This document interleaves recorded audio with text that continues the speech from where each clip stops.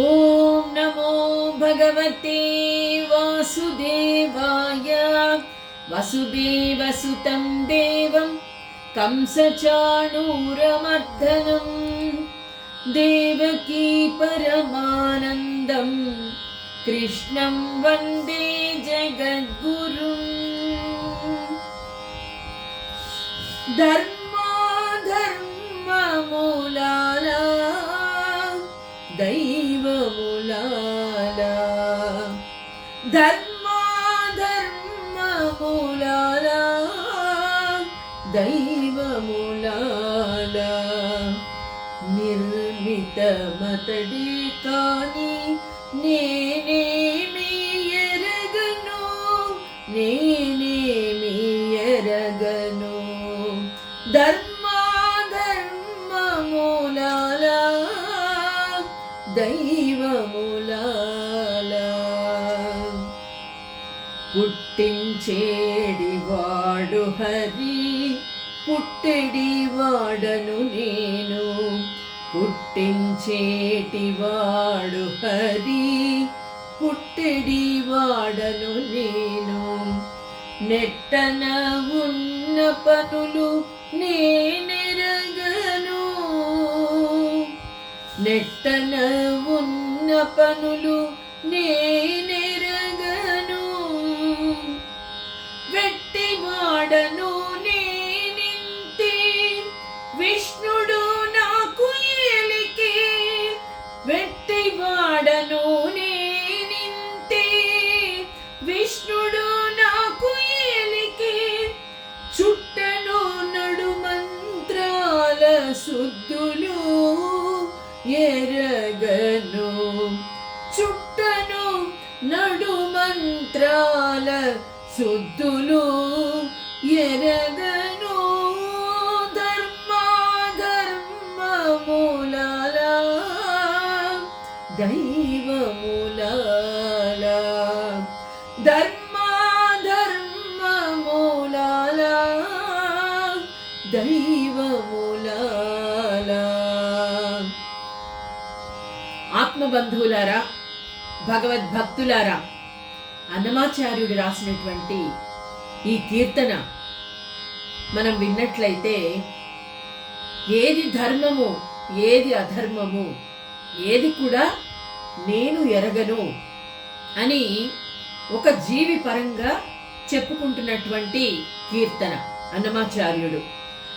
నిర్మితమతడే కానీ నేనేమి ఎరుగను అంటే ఈ సృష్టి పోషించడం, చివరకు లయం చేసుకోవడం అంతా కూడా ఆయన చేతిలోనే ఉంది కదా, ఆ పరమాత్మ చేతిలో. నేను నిమిత్త మాత్రుణ్ణి కదా అంటూ ఉన్నాడు.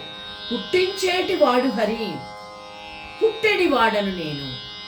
ఈ చరాచర జీవకోటి అంతా కూడా సృష్టించేవాడు ఆ పరమాత్మ. అలాగే పుట్టించిన వాడు పోషించక మానడు కదా, ఆయనే పోషిస్తూ ఉన్నాడు. నెట్టన ఉన్న పనులు నేనెరుగను అంటే తరువాత ఏం జరుగుతుంది, నేనెలా నా జీవితాన్ని గడుపుతాను అన్నది అంతా కూడా ఆ భగవంతుడి చేతిలోనే ఉంది. వెట్టివాడను నేనింతే, విష్ణుడు నాకు ఏలికే. వెట్టివాడను అంటే నేను సేవకుడిని మాత్రమే. ఆ స్వామి అంటూ ఉన్నాడు మనకి, నేను దాసాన దాసుణ్ణి అని. ఆయన ఏ పనికి అయితే ఈ శరీరాన్ని నియమిస్తూ ఉన్నాడో, ఈ కారణ శరీరంతో మనం ఆ కార్యక్రమాలు చేస్తూ ఉన్నాం. ఎప్పుడు ఏం జరుగుతుందో, ఏవి ఎలా చెయ్యాలో అన్నీ నిర్ణయించేటువంటి వాడు ఆ స్వామి. అంతే అర్థంతో ఆ పరమాత్మ అన్నీ నేనే అని పురుషోత్తమ ప్రాప్తి యోగంలో చెప్పబోతూ ఉన్నాడు. ఓం శ్రీకృష్ణ పరబ్రహ్మణే నమః. శ్రీమద్భగవద్గీత చతుర్దశోధ్యాయః పురుషోత్తమ ప్రాప్తి యోగః. శ్రీ భగవాన్ వాచ గామా విశ్వచ భూతాని ధారయామ్యహమోజసా పుష్ణామి చౌషధి సర్వాః सोमो भूत्वा रसात्मकः। స్వామి చెప్తూ ఉన్నాడు. అన్నీ కూడా నా వల్లే జరుగుతున్నాయి. సూర్యచంద్రులను కూడా నేనే నియమించాను. పగలు రాత్రి అన్నీ కూడా నా వల్లే జరుగుతూ ఉన్నాయి. గామావిశ్య చ భూతాని ధారయామ్యహమోజస అంటే నేను ఈ భూతలంలో ప్రవేశించి, అంటే ఆదిశేషుడిగా ఆయన భూమిని మోస్తూ ఉన్నాడు ఆయన తలల మీద. అంతేకాకుండా ధారయామ్యహమోజస సంభాళిస్తూ ఉన్నాను, బ్యాలెన్స్ చేస్తూ ఉన్నాడు. అంతే కదా, ఆ స్వామి చల్లగా చూస్తేనే ఈ భూమి మీద మనము సంతోషంగా ఉండగలుగుతున్నాము. అప్పుడప్పుడు అన్యాయాలు ఎక్కువైనప్పుడు భూకంపము జరుగుతుంది. కాస్త భూమి కంపిస్తేనే ఎన్నో అనర్థాలు జరిగిపోతున్నాయి కదా. కాబట్టి ఆ భూమిని నేను సంభాళిస్తూ ఉన్నాను. ధారయామ్యహమోజస అంటే ఈ భూమి అంతా కూడా, భూదేవి అంతా కూడా ఒక మట్టి బిడ్డ రూపంలో ఉంది. కానీ సముద్రంలో పడి కరిగిపోతోందా? కాదు. అంటే ఈ భూమి మీదే అనేక కోట్ల జీవరాశులన్నీ హాయిగా జీవిస్తూ ఉన్నాయి కదా. దానికి ఎవరు కారణం అంటే ఆ భూమికి శక్తినిచ్చింది ఎవరు? నేనే. అసంఖ్యాకమైన భూతకోటిని సంరక్షించే శక్తి భూమికి నేనే ఇచ్చాను అని చెప్తున్నాడు. పుష్ణామి చౌషధి సర్వాః సోమో భూత్వా రసాత్మకః. అంతేకాదు, ఆకాశంలో చంద్రుడి రూపంలో నేను సంచరిస్తూ ఉన్నాను. అంటే చంద్ర కిరణాలన్నీ పడి ఔషధి రూపంలో మనకు అనేకమైనటువంటి చల్లటి కిరణాలు ఔషధి రూపంలో ఇస్తూ ఉన్నాడు ఆ స్వామి. ఆ శక్తి ఎవరిది? ఆ శక్తి నేనే. ఆ ఔషధి శక్తులన్నీ ఈ భూమి మీద పడి సోమో భూత్వా రసాత్మకః అంటే ఈ ధాన్యం, ఆహారం, మనం తినేటువంటి ఆహారము మనకు చక్కటి ఔషధులను ఇచ్చేటువంటి ఆహారాన్ని ఆ భగవంతుడు ఇస్తూ ఉన్నాడు. ఒక చంద్రుడి రూపంలో సంచరిస్తూ ఉన్నాను నేను అంటూ ఉన్నాడు. అంతే కదా. పుష్ణామి చౌషధి సర్వాః సోమో భూత్వా రసాత్మకః. ఆ అన్నము ఇస్తూ ఉన్నాడు కదా. మరి ఆ అన్నం జీర్ణం కావాలి కదా. నిజమైనటువంటి ఔషధులు, చక్కటి ఆహారం లభించినప్పటికీ ఆ ఆహారం చక్కగా జీర్ణం కావాలంటే ఏం కావాలి? జఠరాగ్ని కూడా కావాలి. అది ఏ విధంగా లభిస్తుందో ఇప్పుడు చెప్తూ ఉన్నాడు. అహం వైశ్వానరో భూత్వా ప్రాణినాం దేహమాశ్రితః ప్రాణాపాన సమాయుక్తః పచామ్యన్నం చతుర్విధం. అయితే ఆ ఇచ్చినటువంటి అన్నము జఠరాగ్ని రూపంలో చక్కగా జీర్ణం కావాలి అంటే నేనే అహం వైశ్వానరో భూత్వా, అన్ని భూతాలలో అన్ని జీవులలో నేను వైశ్వానరుడిగా అంటే అగ్నిగా ఉన్నాను. ప్రాణికోట్ల శరీరంలో ఎక్కడ? నాభి దగ్గర, నాభి కందము వద్ద కుంపటిని, జఠరాగ్నిని నేను రగులుస్తూ ఉన్నాను. ఆకలి కావాలి కదా, అన్నము ముఖ్యంగా తినాలి అనిపించాలి అంటే జఠరాగ్నిని నేను కలుగచేస్తూ ఉన్నాను. ప్రాణులలో ఆకలి అవుతుంది, ఆకలి అయినప్పుడే మనకు అన్నం తినాలనిపిస్తుంది కదా. ఆ జఠరాగ్ని రూపంలో నేనే ఉన్నాను. ప్రాణాపాన సమాయుక్తః పచామ్యన్నం చతుర్విధం. ప్రాణ అపాన సమాన వాయువులు, ఆ వాయువుల రూపంలో అనేక తిత్తులు, అవి ఆ వాయువులు అనేటువంటి తిత్తులను నేను ఈ రాత్రి మగళ్ళ నడుపుతూ ఉన్నాను. అప్పుడే తిన్నటువంటి ఆహారము జీర్ణము కావడానికి అవకాశము ఉంటుంది. అందుకే దేవుడికి నైవేద్యం పెట్టేటప్పుడు మనము ఈ శ్లోకాన్ని తప్పకుండా చెప్పుకుంటాం. అహం వైశ్వానరో భూత్వా ప్రాణినాం దేహమాశ్రితః ప్రాణాపాన సమాయుక్తః పచామ్యన్నం చతుర్విధం స్వామి, ఈ ఆహారాన్ని నీవు సేవించి మాలో జఠరాగ్నిని రగిలించి మేము తినేటువంటి ఆహారాన్ని చక్కగా పచనం జీర్ణమయ్యేటట్టు చెయ్యి అని ఈ శ్లోకాన్ని మనం చెప్పుకుంటూ ఉంటాం. అయితే దీనిలో ప్రాణాపాన సమాయుక్త పచామ్యన్నం చతుర్విధం, 4 రకాలైనటువంటి ఆహారాలు. అంటే కొన్ని గట్టిగా ఉంటాయి మనం తినే ఆహారాల్లో, కొన్ని మెత్తగా ఉంటాయి, కొన్ని చక్కగా పండిన పళ్ళు తింటాం, అదేవిధంగా కొన్ని వేయించినవి తింటాం. అదే ఈ పచామ్యన్నం చతుర్విధం, ఈ 4 రకాలైనటువంటి పదార్థాలన్నింటినీ కూడా చక్కగా జీర్ణమయ్యేటువంటి స్థితిని, శక్తిని కల్పించేది ఎవరు? నేనే. ఆ శక్తిని నేనే అంటూ ఉన్నాడు. అయితే జీవులకు కలిగిన జీవము కూడా నేనే. ప్రాణం, ఆ ప్రాణం చైతన్యం ఎవరు? నేనే. ఇవన్నీ జీర్ణమయ్యి, అన్నం జీర్ణమయ్యి ఆ శక్తి, ఆ చైతన్య శక్తి ఎవరిస్తున్నారు? ఆ చైతన్య శక్తిని నేనే. కదలడానికి అవసరం కావాలి అంటే మనము మన జీవితాన్ని హాయిగా, ఆరోగ్యంగా, ఆనందంగా గడపడానికి ఆహారం చాలా ముఖ్య పాత్ర వహిస్తుంది మన జీవితంలో కదా. ఈ రకరకాలైనటువంటి ఆహార పదార్థాలు జీర్ణం అవ్వాలి కదా, ఆ శక్తిని నేనే ఇస్తూ ఉన్నాను.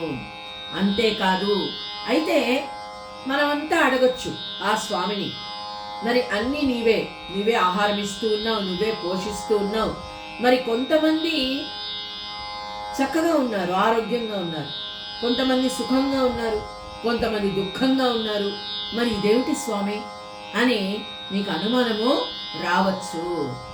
దానికి కారణం ఏంటి ఇక్కడ చెప్తూ ఉన్నాడు. ఏంటంటే ఆకాశ ధ్వని అనేది ఒకటే ఉంటుంది, కానీ రకరకాల వాయిద్యాల రూపంలో మనం అనేక రకాలైన ధ్వనులు వింటూ ఉన్నాం.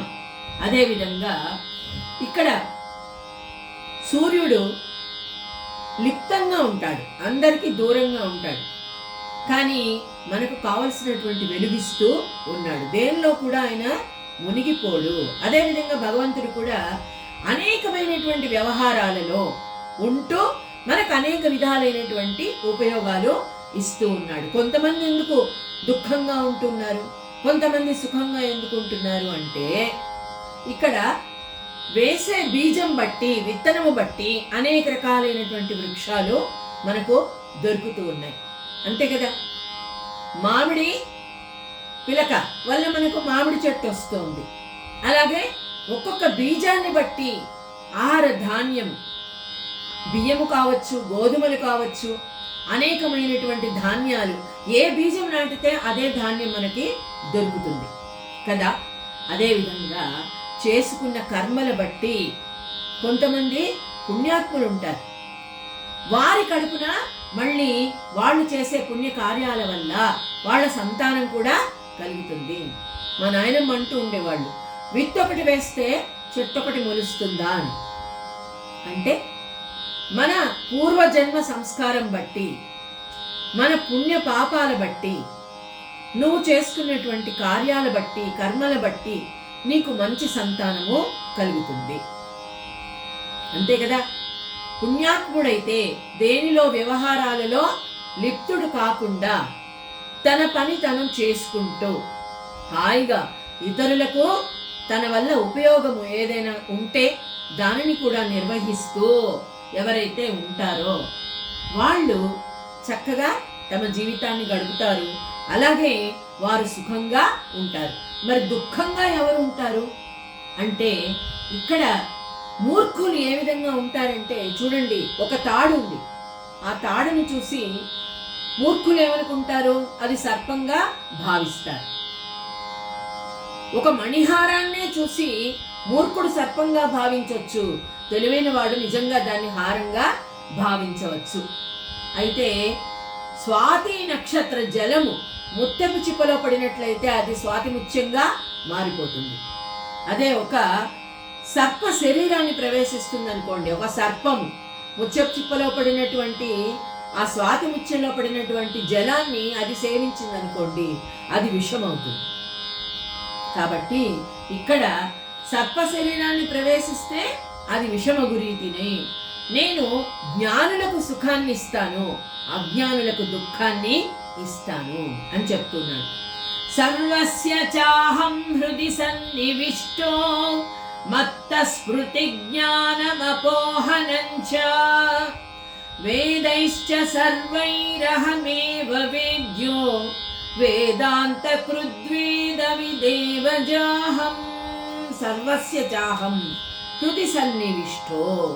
వాస్తవంగా చూసినట్లయితే ఈ ప్రాణుల యొక్క మనసుల్లో రాత్రింబగళ్ళు నేను ఫలానా వస్తువు, నేనే, ఇది నేను అనేటువంటి భావం, అహంకారం ప్రతి ప్రాణులలో కూడా నిండి ఉంటుంది. కానీ చూడండి ఏ విధంగా మారుతాం మనము అంటే సత్సాంగత్యము. అందుకే చెప్తారు సత్సంగం వల్ల. సత్సంగత్వే నిస్సంగత్వం, నిస్సంగత్వే నిర్మోహత్వం, నిర్మోహత్వే నిశ్చలతత్వం, నిశ్చలతత్వే జీవన్ముక్తి. భజగోవిందంలో చెప్పినట్లుగా మంచి వారి సాంగత్యం చేయడం వల్ల, యోగా జ్ఞానాన్ని అభ్యసించడం వల్ల, ఏది నిజమైన జ్ఞానము, ఆత్మ జ్ఞానాన్ని తెలుసుకోవడానికే కదా మనము భగవద్గీతను మనం అభ్యసిస్తూ ఉన్నాం. అదేవిధంగా వైరాగ్య సంపన్నుడుగా ఉంటే ఎవరైనా జీవి ఎప్పుడూ ఒక గురువును పెట్టుకోవాలి, గురు చరణాలని సేవిస్తూ ఉండాలి, పెద్దవాళ్ళ మాటలు వింటూ ఉండాలి. అలాగే ఎవరి యొక్క అశేషమైనటువంటి అజ్ఞానము ఎప్పుడు సత్కర్మలను ఆచరించడం వలన నాశనం కాదు. కాబట్టి నువ్వు చేసే కర్మ ముఖ్యంగా నీకు మంచి జన్మనిస్తుంది. మంచి జన్మనిచ్చిన తర్వాత దాన్ని నిలుపుకోవాలి. మంచి జన్మ, మానవ జన్మ దుర్లభం, ఎవరికి రాదు. దాన్ని నిలుపుకోవాలి అంటే సత్కర్మలే చెయ్యాలి, సత్సాంగత్యము చెయ్యాలి. ఎవరి అహంభావము నాలో ప్రవేశించి రమించునో అంటే అహం బ్రహ్మస్మి, ఆత్మ పరమాత్మలో పూర్తిగా లీనమై ఆత్మ జ్ఞానాన్ని తెలుసుకుని స్వామి అంతా నువ్వే, ఈ శరీరం నేను కాదు అని ఎవరైతే రమిస్తారో అదే చెప్తున్నారు, అట్టివారు నన్ను గుర్తిస్తారు. సర్వస్య చాహం హృది సన్నివిష్టో మత్త స్మృతి జ్ఞానం అపోహనంచ. అలాంటి వాళ్ళే నన్ను గుర్తిస్తారు. భగవంతుడు అందరికీ కనపడడు, చెప్పినా అర్థము చేసుకోలేరు ఎవరు. అయితే దీనికి కారణం ఎవరు? ఈ విధమైనటువంటి సుఖస్థితిని పొందే కారణం ఎవరు? నేనే. అది కూడా పూర్వజన్మ సుకృతం. చెప్పినందువలన ఎవరికి రాదు, అర్థము కాదు, నేను అందరికీ అర్థం కాను అని ఆ పరమాత్మ చెప్తూ ఉన్నాడు. అది కూడా ఇన్ని పుణ్యాలు చేసుకుంటేనే నేను లభిస్తాను అంటూ ఉన్నాడు. అయితే సూర్యోదయమైన తరువాత సూర్య ప్రకాశము ఏ విధంగా నిలిచి ఉంటుందో ఆ విధంగానే నన్ను తెలుసుకున్న తరువాత అజ్ఞానము దానంతకదే వెళ్ళిపోతుంది. ఇది మనం ఎన్నోసార్లు చెప్పుకున్నాము. కానీ చాలా మంది దేహాభిమానంలో బంధించబడి ఉండడం వల్ల ఈ దేహము నేను అన్నప్పుడు ఈ దేహం మీద అభిమానం ఎక్కువ కలుగుతుంది. ఎవరి అహంభావము సంసారము గొప్పతనం వింటూ ఉండడం వల్ల పెరుగుతూ ఉంటుందో, అంటే ఇది నాది, ఈ సంసారము నాది, వీళ్ళంతా నా వాళ్ళు అనుకున్నప్పుడు దీన్ని వృద్ధి చేసుకోవడం మీదనే అందరికీ ఎప్పుడు కూడా ఆలోచిస్తూ ఉంటారు, దాని గురించి ఆలోచిస్తూ ఉంటారు. ఏ విధంగా మన వారిని, మన సంసారాన్ని, మన సంపదను వృద్ధి చేసుకోవాలి అని ఆలోచిస్తూ ఉంటారు. పారలౌకిక సుఖాన్ని పొందడానికే కర్మకాండలు చేస్తూ ఉంటారు అలాంటి వాళ్ళు. అంటే ఈ లౌకికమైనటువంటి సుఖాలు భోగాలు పొందడానికి కావలసిన కార్యాలను మాత్రమే చేస్తూ ఉంటారు. ఉదయం లేచింది మొదలు సంపాదన ఎలా పెంచుకోవాలి, ఎక్కడెక్కడ ఆస్తులు సంపాదించుకోవాలి, ఇక్కడ ఎంతమందిని సంపాదించుకోవడంలో మోసం చెయ్యాలి, ధన సంపాదన ఏ విధంగా పెంపొందించుకోవాలి, ఈ విధంగా చేసుకుంటున్నప్పుడు వారికి ఏం కలుగుతుంది? దుఃఖమే కలుగుతుంది. అయితే అర్జున, ఈ భ్రమకు కూడా కారణం నేనే అంటూ ఉన్నాడు. అన్నిటికీ కారణం నేనే. ఈ సంసారము, ఈ మాయలో పడి కొట్టుకుపోతూ ఉన్నాం మనం నిజమైనటువంటి జ్ఞానాన్ని. కానీ అది కూడా విష్ణుమాయే కదా, అదే చెప్తూ ఉన్నాడు. వేదైశ్చ సర్వైరహమేవ వేద్యో వేదాంత కృద్వేద విదేవజాహం. చూడండి, మేఘాలు మూలమున పగటిలో అంధకారం కనిపిస్తూ ఉంటుంది. ఒక్కొక్కసారి పగటి పూట మేఘాలన్నీ ఆవరించడం వల్ల అంధకారం కనిపిస్తుంది. కానీ ఆ మేఘాలు కూడా అవి పగలవడం వల్లనే కనిపిస్తూ ఉన్నాయి. మేఘాలు రాత్రి అయితే మనకు కనిపించవు కదా. కాబట్టి నా స్వరూపము ఏ తెర చేత, ఏ మాయ చేత కప్పబడి ప్రాణులకు కేవలము సంసారిక విషయంగా కనిపిస్తూ ఉంటుంది కొంతమందికి నా మాయ, అది కూడా నా శక్తి ఒక్క ఆధారం వల్లనే. కొంతమంది మరి ఇదే జీవితం, ఇదే స్వర్గం, ఇదే భూతల స్వర్గం, ఎక్కడో లేదు అని ఏవేవో అనుభవించాలి, ఇక్కడే ఉంది ఎక్కడో లేదు స్వర్గం అని భావిస్తూ ఉంటారే, ఆ మాయకు ఆధారం కూడా నేనే. అయితే నిద్రకు మెలకువకు జాగ్రత్తావస్థయే హేతు కదా. ఈ జీవుల జ్ఞానానికి అజ్ఞానానికి మధ్యలో నేనే మూల కారణము. జ్ఞానానికి నేనే కారణం అంటూ ఉన్నాడు ఆ స్వామి, అజ్ఞానానికి కూడా నేనే కారణము అంటూ ఉన్నాడు. అయితే ఇక్కడ నా స్వరూప కల్పనము కాక పూర్వము వేదములు నన్ను తెలుసుకొనుటకై ముందుకు సాగినప్పుడు వివిధ రకాలైన శాఖలు వెలువడ్డాయి. వెలువడినప్పుడు భిన్న భిన్న శాఖలు కూడా నన్ను గురించిన జ్ఞానాన్ని కలుగజేయును అని తెలుసుకుంటే వాడు నిజమైన జ్ఞాని.